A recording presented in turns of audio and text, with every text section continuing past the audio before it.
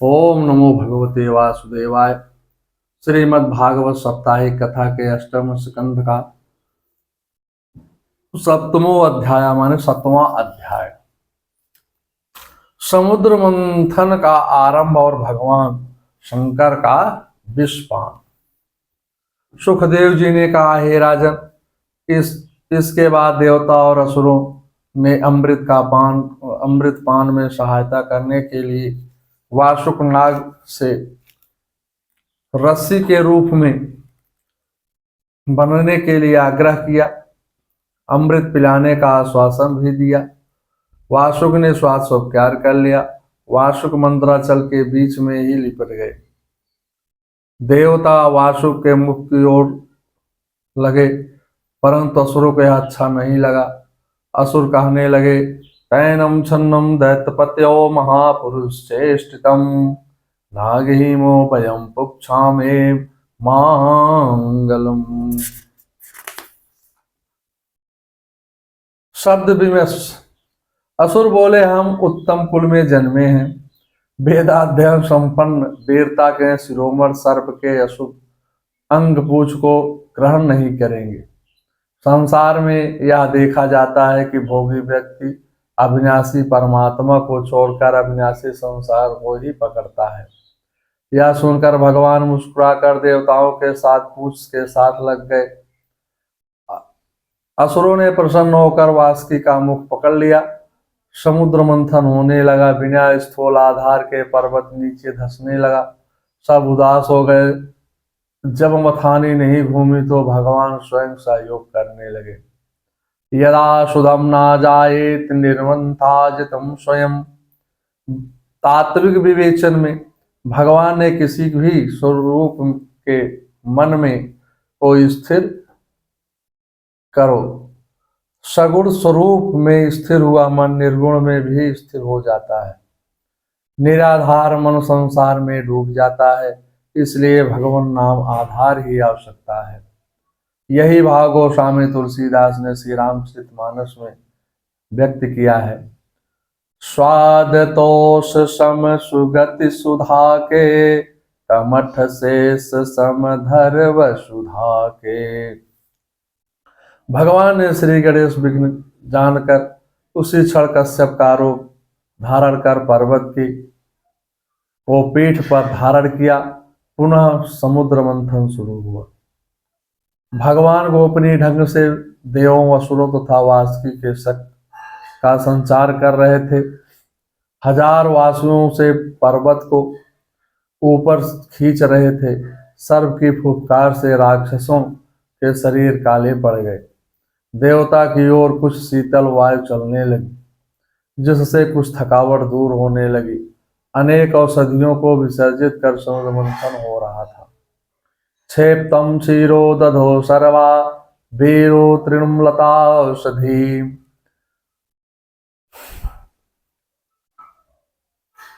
अन्न जल को प्रणाम रूप में लेने से शरीर फुर्तीला रहता है।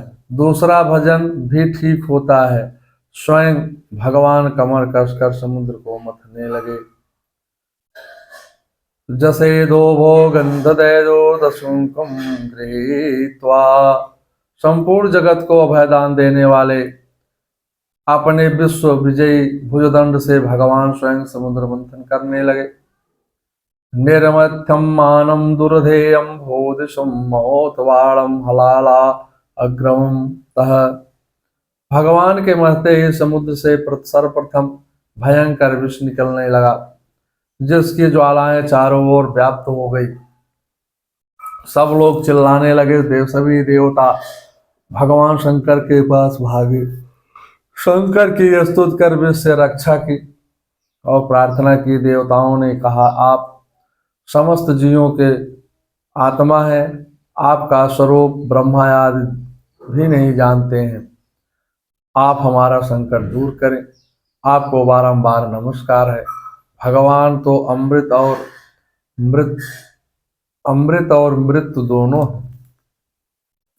मृत्यो सर्वहासा समुद्रवस् भविष्यताम। गीता के 10वें अध्याय के 34वें श्लोक का सूक्त है। सुखदेव जी कहते हैं, भगवान शंकर ने समस्त जीवों के कल्याण के लिए यह विष पर पार्वती की सहमति से हथेली पर रख कर पी लिया। तथा करतली कृत्यम व्याप्तुम हलाहलम विषम। विषपान से भगवान शंकर का कंठ नीला पड़ गया। तभी से नीलकंठ नाम पड़ गया और आभूषण वही आभूषण बन गया। देवता स्तुति एवं प्रशंसा करने लगे।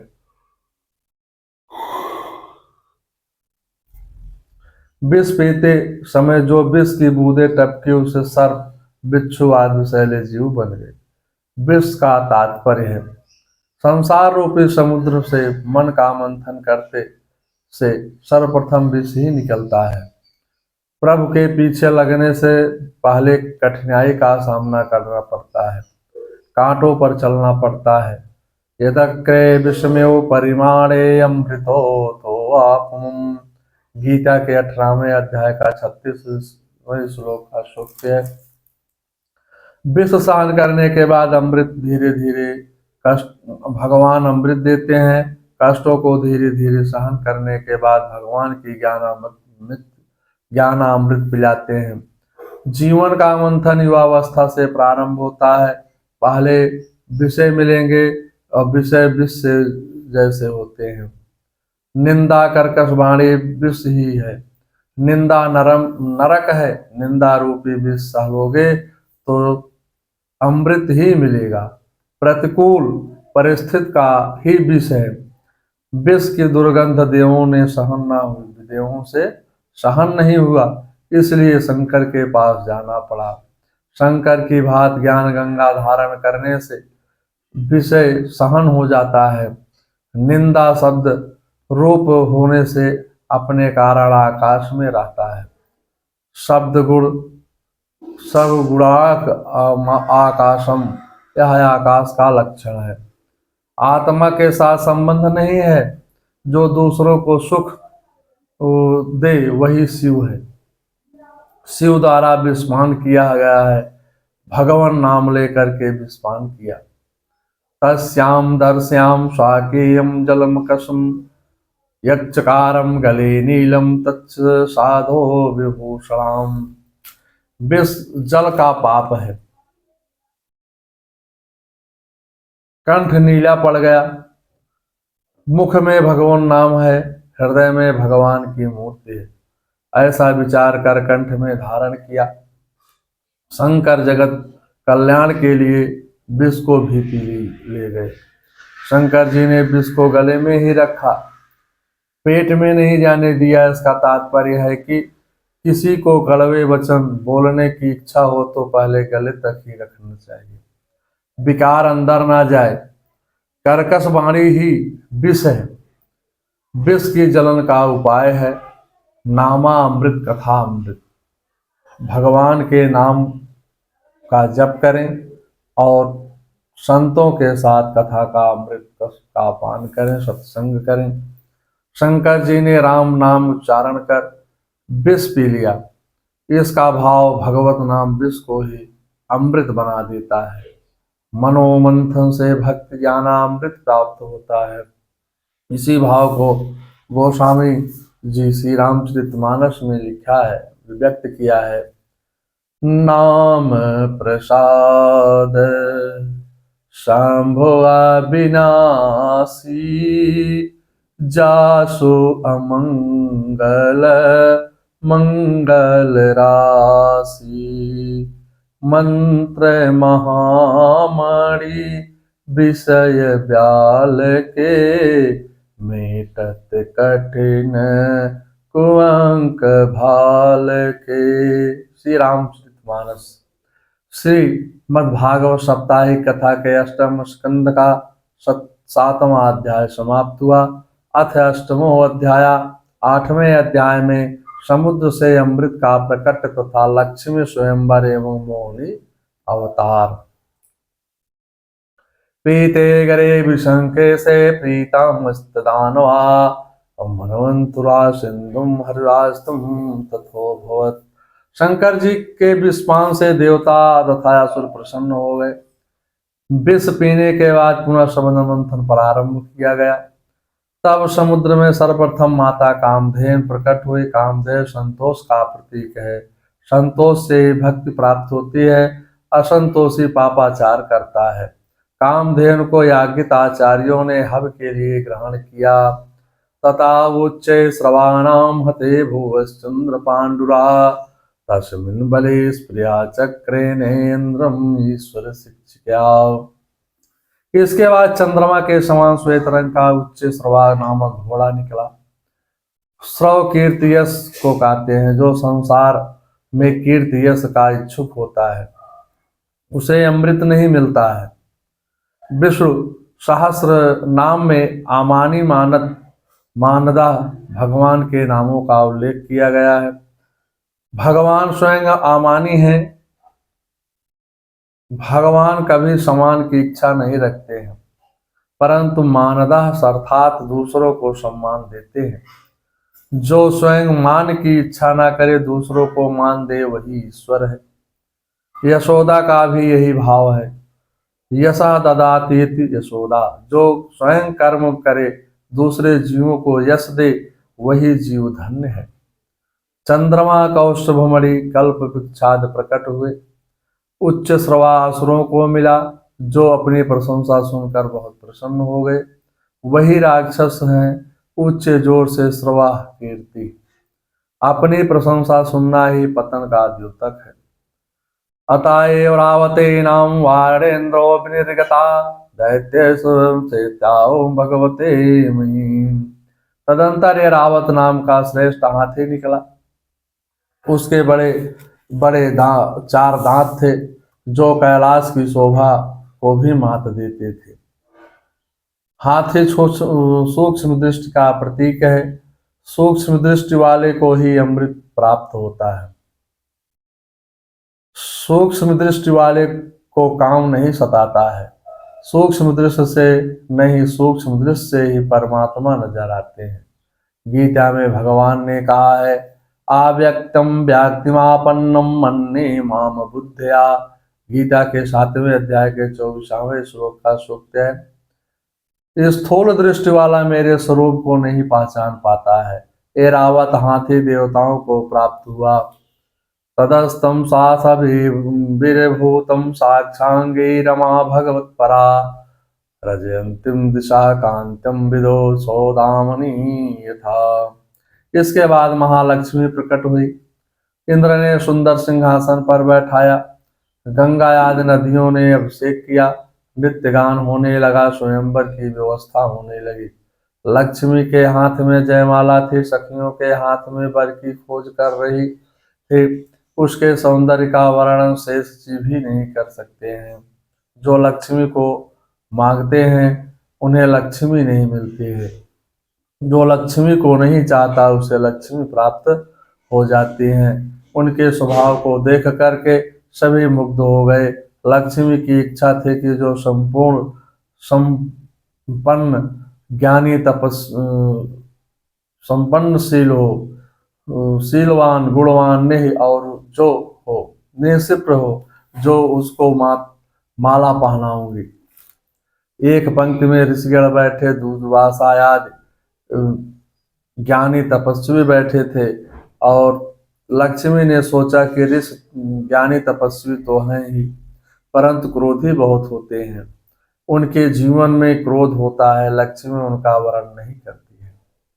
बृहस्पति शुक्राचार्य ने भी ज्ञान की अधिकता थी, परंतु शिष्यों की लालसा को देखकर उनका भी वर्णन नहीं किया। देवताओं को देखा और उनमें काम की अधिक होने के कारण उनको भी पात्र नहीं समझा। फिर परशुराम को देखा और सोचा परशुराम कामी नहीं, निष्ठुर है, बहुत हैं। तदंतर मार्कंडेय जी को देखा और फिर सोचा मार्कंडेय जी सारे दिन भजन में ही करते ही रहते हैं, कोई उद्यम नहीं करते हैं, यह भी जयमाला के योग्य नहीं है। युद्योगिनम पुरुषंगम उपेत लक्ष्मी। उद्यमशील व्यक्ति को ही लक्ष्मी मिलती है। जो परिश्रम करता है उसी को लक्ष्मी मिलती है।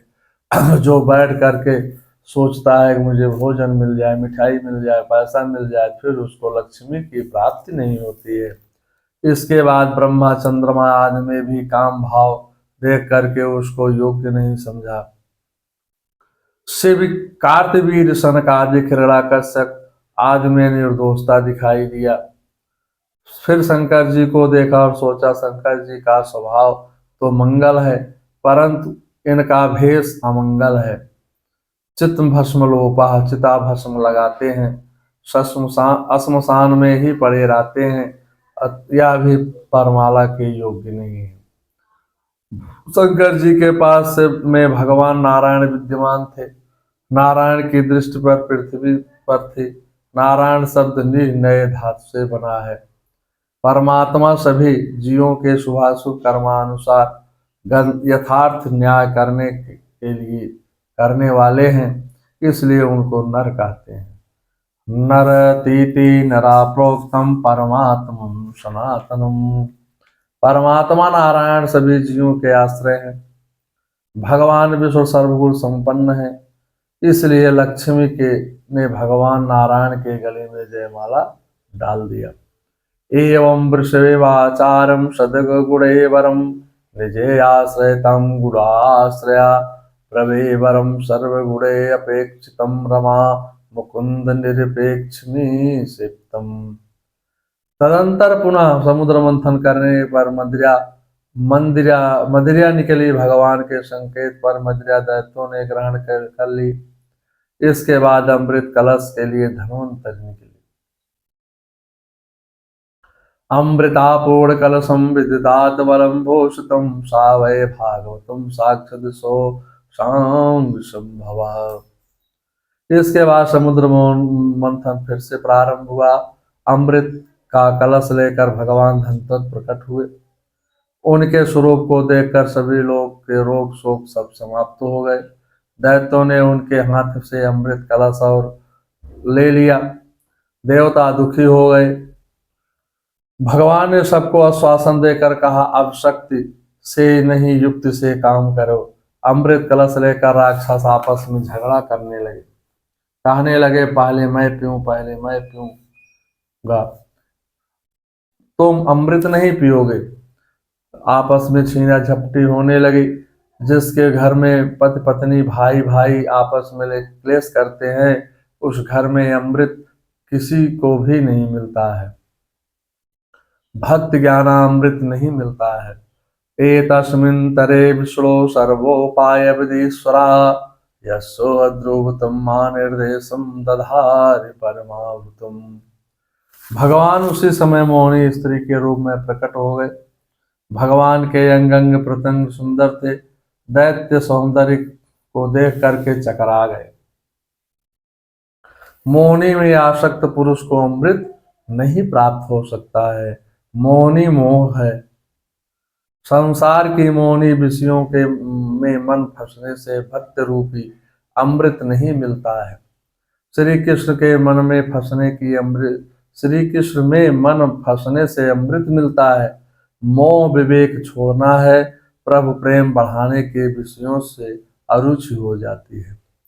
गोस्वामी बाबा श्री रामचरितमानस में लिखते हैं, जानहि तब जीव जब जागा, जब सब विषय विलास विरागा। आंखों में ईश्वर बसाने से मोह का नाश होता है।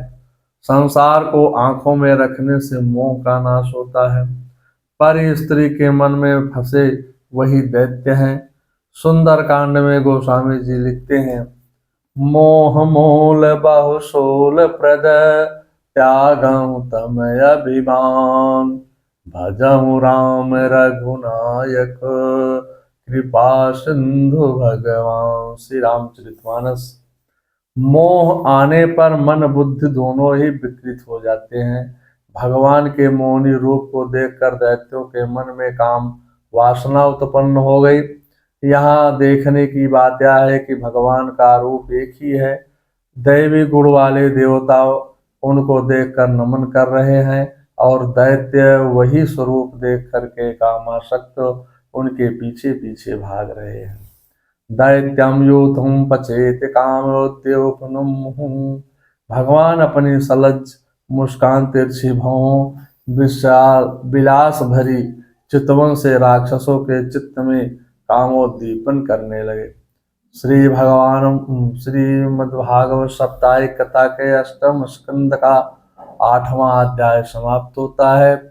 मंगलम भगवान विष्णु मंगलम गरुड़ाध्वजा मंगलम पुंडरीकाक्षाय मंगलाय तनोहरि।